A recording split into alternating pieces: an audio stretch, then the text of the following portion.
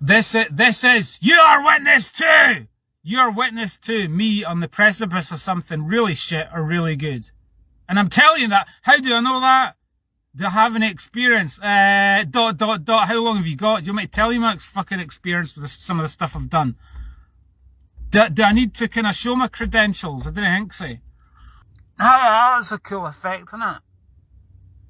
I don't know if I can handle that for the whole duration though, but good afternoon. I'm live again. As you're obviously aware, I have gone live quite a few times. I do enjoy it. If I get bored or nobody to talk to, it's great. It's a great training tool. It's like it's a chance to say what's on my mind. You know, dear diary, dear journal. If I had a shrink, I'd be able to talk to them, but I don't have a shrink, and that's one of the things that shrinks say, isn't it? Imagine I'm the other person and talk to me as if I'm the other person. Well, my camera is like as if this is a person, so I'm talking to a person, you know. It is actually a valuable thing. And I'm doing it for my benefit. I'm not doing it for your benefit, because quite clearly no one's really ever shown me any kind of love and appreciation. So obviously it's not really been it doesn't seem to have been of any benefit to anyone else. But I don't really care. I'm going to continue on anyway, because as I say, this is valuable to me. I'm going to use it. I think today it's going to function more as a well, today's the rest days, right? So it's like a kind of training tool. So imagine you're driving up to Glasgow, the car's on, you've got all these different podcasts you could listen to or whatever, and you could go, oh, I could just listen to Dave for an hour or 2 hours or whatever. And then after listening to it, you're like, oh, that's better than Joe Rogan podcast. That's fucking brilliant. I'm glad I tuned into that, because Dave's talking a load of shit that's really quite good, you know. And yes, sometimes it takes a while to get warmed up into it, but once he does, he fucking sparks flying. He's on fire, you know. He talks about so much. He's just so passionate. He talks about stuff with such interest, and he's just so, you know. So today, if the camera can just, we're at McDonald's, and we've just been to the bank. We just put in £60 into the bank, and we bought one of these. What's the lighting? We bought one of these things, right? It'd be good if you had music in the background, but the stereo's fucked thing, right? We bought one of these, right? Chain, 9-speed chain. Tomorrow's a big day. I'm making personal history tomorrow. You think I'm joking about that, don't you? But I'm not. I'm making personal history tomorrow. Or that's the goal, you know.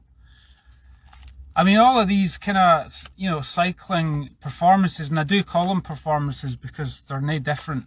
They're almost like, it's like, you know, it's like picture Ozzy about to go on stage, or, you know, picture your favourite pop star, your favourite rock star, and they're about to go on stage. That's no different to me when I'm on the bike, and I've done like 7,000 miles so far this year. So imagine me, like a lot. I mean, you didn't do that all the time, but some of the times you're like, right, and you know, Deep Purple's Highway Stars playing in the background, you know, I'm a highway star, and you build yourself up, you totally psych yourself up, because it is a staged world, it's a stage, you're out there on show, and yeah, you're putting on your best gear, and you're going for it, and the more you do it, you just feel part of the whole thing, and you do get used to it, you know, and you go, as Martin Offler said, it's like having a cup of tea, you know, or you finish your Scrabble, you know, put your Scrabble word on, and then you just jump on stage, and, or like Miguel Indurain back in the day, he would just look so nonchalant, because the whole discipline and the whole ritual of the whole thing that he was doing, he was just so switched on to it. It was just second nature. It was like having a brush in his teeth or do it. It's just like, it's kind of funny to watch people that do it all the time. And I'm no different. I've been doing it a lot this year. I almost like acting like a pro without the pro salary or even the pro results. But this podcast, I think, is going to serve as a wee kind of release valve for me to just kind of talk about some of the things that have been afflicting me personally, mentally, emotionally, spiritually, whatever, as I try to take the performance, which is, as I say, a performance, to the next level. So we're trying to take the cycling to the next level. because that's what it's all about, you know. And I will say that, like, the more time you do it, right? See, the more time that goes on, and the older you get, am I going to be able to am I going to do something that I can look back on and be proud of, you know? So, I've kind of already done that in a sense, but we're trying to, tomorrow, do something special. What are we doing tomorrow? So that's what I was going to say. It does kind of feel like the twilight of, you know, we're into the autumn, and it's kind of the autumn of my life, isn't it, as well? The autumn of my career, the autumn of my cycling, you know. But I'm trying to get the excitement. The danger with an athlete, right? The danger is, like, the burnout thing is always, I think the secret for me is just to travel right up my own backside and talk about stuff that I'm trying to, well, I'm interested in the moment. And the thing about being an athlete, even like an amateur athlete, the thing about being an athlete is you kind of have to travel right up your backside. You really have to. You have to, because it's selfish, because to do the best performances you can do, you kind of have to be quite insulated and really focused on what you're trying to do. So, context, where am I at now? Hill climb season has already begun. It started in September. How many hill climb competitions have we done? 0. Have we been out training to try and do some hill climb stuff? Yeah, we have, yeah. Has it gone well? Not really. Why hasn't it gone well? Well, we've been doing a little bit too much. We've been kind of like, we're in danger of another burnout because we've been doing too much. You got to be rested up. So we've been doing quite a few big efforts, and we've had some good wee spurts and some good wee results, right? But I've not managed to kind of get myself along to any competitions yet. My mother's friend, right,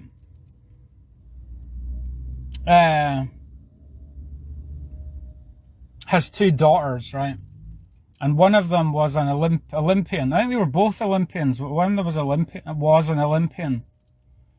And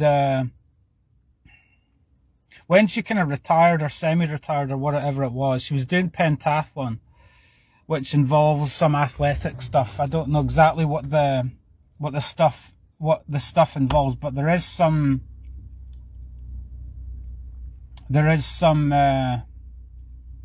athletic stuff involved in that. And she was, as I say, either in the retired or the semi-retired or post-retired phase, right?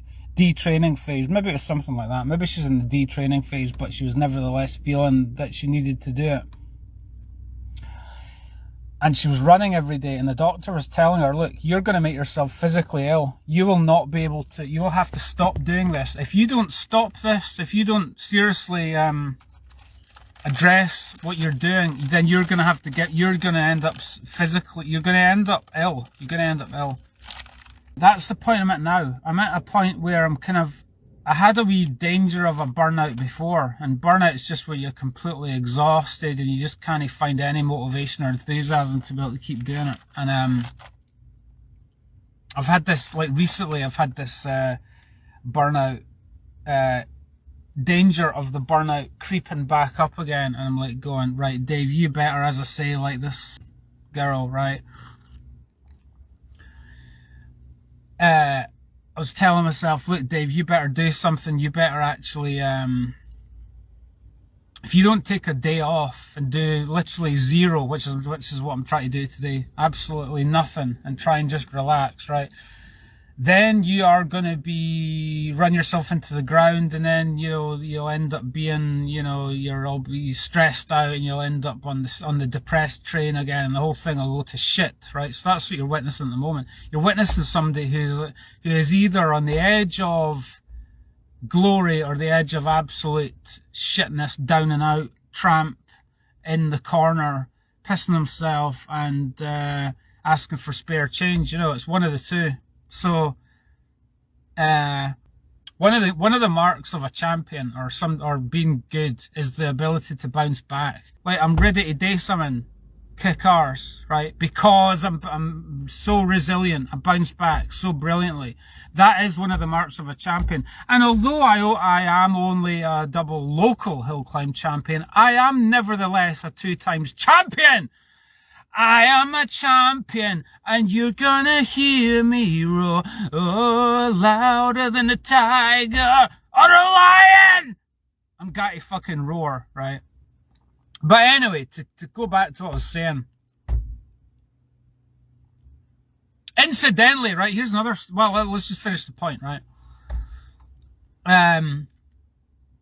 This is, you are witness to! You're witness to me on the precipice of something really shit or really good. And I'm telling you that. How do I know that? Do I have any experience? How long have you got? Do you want me to tell you my fucking experience with some of the stuff I've done? Do I need to kind of show my credentials? I didn't think so. But anyway, where's this going? Yeah, as I say, the period of reflection. We're in McDonald's. I'm allowed to stay here for, what, an hour or something in the car park. Every day now, it feels like a gift. And that is a wonderful cliche that you hear, but it really does feel like that because we've got September, October, right? I was going up that climb, some of the sections on that golf ball climb is a 2.3 miles, I think what it is, right? And the easiest gear I had was a 28, which, as I say, back in the day would have been unthinkable for me. But even now, I'm using the 28 cog, and some of those steep sections were tough.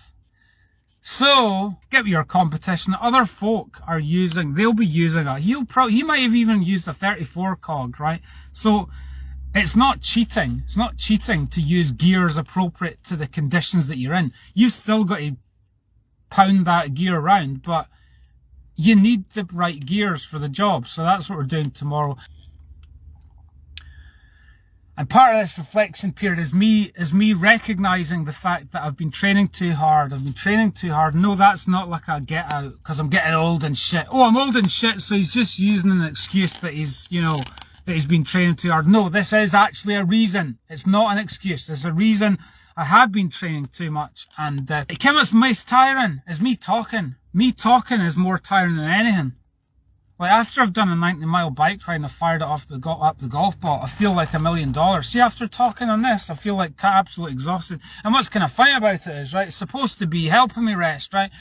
And it's also funny because nobody's in the slightest bit interested, but who gives a fuck, right? I've said what I wanted to say, and he's didn't care what this fucking shit takes, you know what I mean? That's the point. I've just been trying a little bit too hard. It's not an excuse. I've been trying a little bit too hard, putting a little bit too much effort in.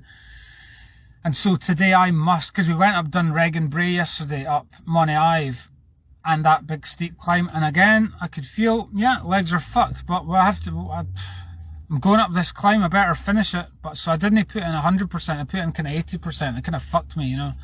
So I'm like, if I do not rest today, I am fucked tomorrow. So hopefully tomorrow we'll have a better day. And that's the other thing, because all the anxiety, because I want to get results and everything. I couldn't even sleep properly last night.